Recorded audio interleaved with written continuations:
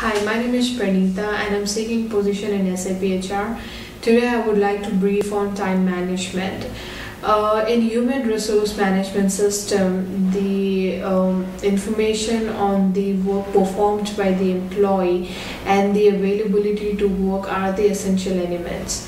Hence, the time management provides you the flexible means of setting up and recording and evaluating the working time.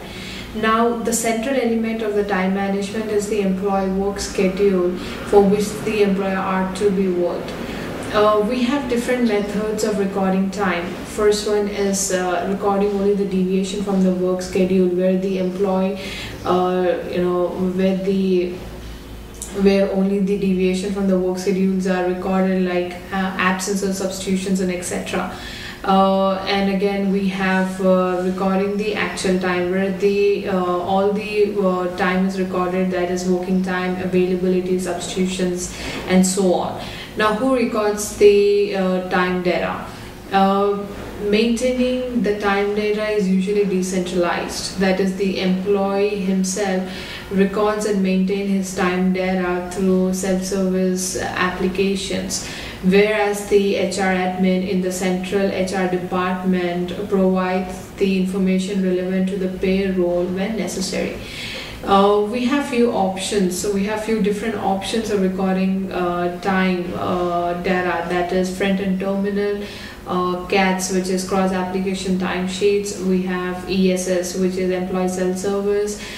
We have online time administrator in a decentralized manner, and then we have a customer, user, and interface with SAP system.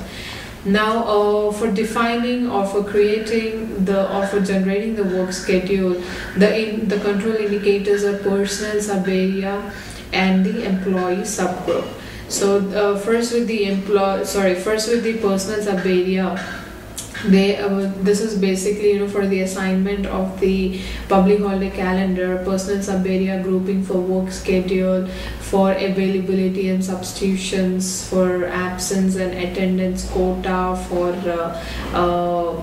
absence and attendance counting, and so on, and employee subgroup grouping for work schedule, again for time quotas, for PCR, which is personal calculation rules, and for collective agreement provisioning, which defines the pay scale structure of the employee.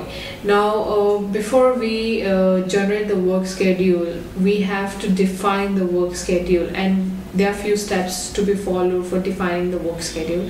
First thing is, like, you have to define or set the personal sub-area and employee subgroup grouping for work schedule.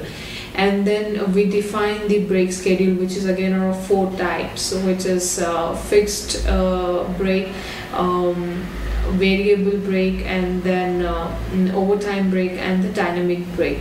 Now, after defining the break schedules, we define the work schedule variant, which is daily work schedule variant, which means that it is a shorter version of the work schedule or used prior to the public holiday.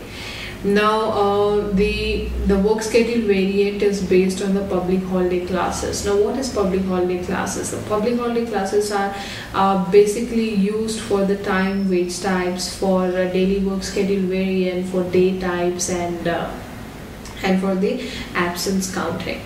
Now, the public holiday class 0 indicates work day, whereas the public holiday class 1 indicates full day holiday, and the public class 2 indicates half day holiday. Now, once we define the daily work schedule variant, we have to define the daily work schedule, which is assigned to the daily work schedule classes. Now, these daily work schedule classes have 2 unfold purposes. One is it defines the condition and rules for generating the time wage type, and second one is, like, it determines how the absence and attendance are evaluated. So we define the daily work schedule over here. Now, after defining it, we have to define the day types. Now, day types are basically used to make sure whether the employees are supposed to work on the public holiday or not. and if they are supposed to work, then they are paid or not.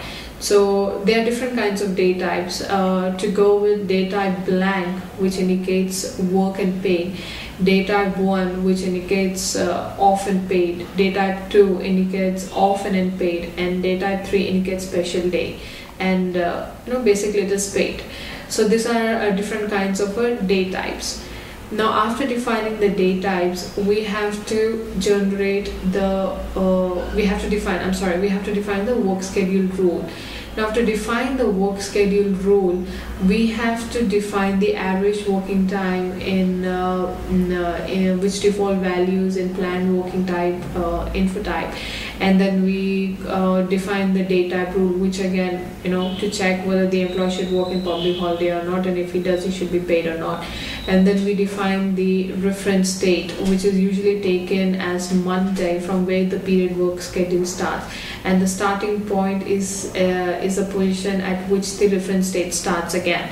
So once we define the work schedule rule, we generate the work schedule, and the generation of the work schedule is done through a feature called SCHKZ, which default values in planned working time info type 0007.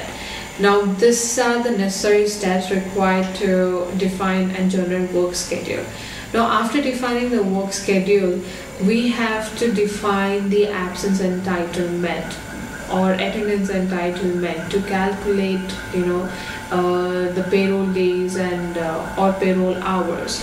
Now to go ahead with how to define or how to generate the absence entitlement, first we have to define the absence type. Now absence types can be casual leave, sick leaves, earned leaves, and so on. Now after defining the absence type, we define the absence quota. Quota as in how many days are we giving for sick leave, how many days we are giving for the casual leave. So these are called as an absence quota. After defining the absence quota, we have to assign the quota deduction rule to counting rule, where it can deduct the quotas on sequence and priority basis. After defining this, we have to assign the counting rule to the absence and attendance type, where the quota deduction rule should be activated. Then only the deduction happens, or else the deductions won't happen. So this is a very important step over here. Now after defining all this, we have to generate the absence quota, which is done through a feature called QMO, which default values in a quota type selection rule group. And once the feature is generated or feature is activated, we generate the report, which is RPTQTA0 for generating the absence quota on lump sum, and then we generate a report RP time 00 to generate the absence on pro rata basis, or else you can manually enter the absence quota. So this is a very brief information on the time management, how we define work schedule and how absence entitlements are generated. Thank you so much.